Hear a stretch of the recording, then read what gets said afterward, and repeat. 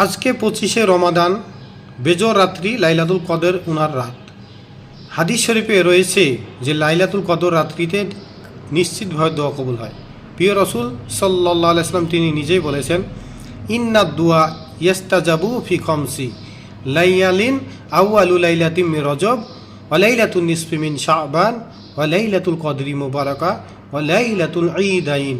নবীজি বলেছেন, নিশ্চয় দোয়া 5 রাত্রিতে কবুল হয়। দোয়া সব সময় কবুল হয়, কিন্তু খাসভাবে নবীজি উল্লেখ করেছেন 5 রাত্রিতে নিশ্চিতভাবে দোয়া কবুল হয়। তার ভিতরে রজব মাসের প্রথম রাত্রি, যেটা এবছর চলে গেছে, এবং লাইলাতুন নিসফি মিন শাবান, যে শাবানের অর্ধরাত্রি, যেটা শবে বরাত বলা হয় বাংলাদেশে, এটাও এবছরের জন্য চলে গেছে, এবং লাইলাতুল কদরি মুবারকা, এই যে লাইলাতুল কদর রাত্রি রমাদান শরীফ উনার শেষ দশকে বেজর রাত্রিতে খাসভাবে দোয়া কবুল হয়। আর লাইলাতুল ঈদাইন, আর 2 ঈদের রাত্রি, ঈদুল ফিতর এবং ঈদুল আজহার 2 ঈদের রাত্রিতে খাসভাবে দোয়া কবুল হয়। কাজেই আমাদের দায়িত্ব কর্তব্য এই লাইলাতুল কদর রাত্রিতে খাসভাবে আল্লাহ পাক উনার কাছে দোয়া করা, আল্লাহ পাক উনার কাছে চাওয়া।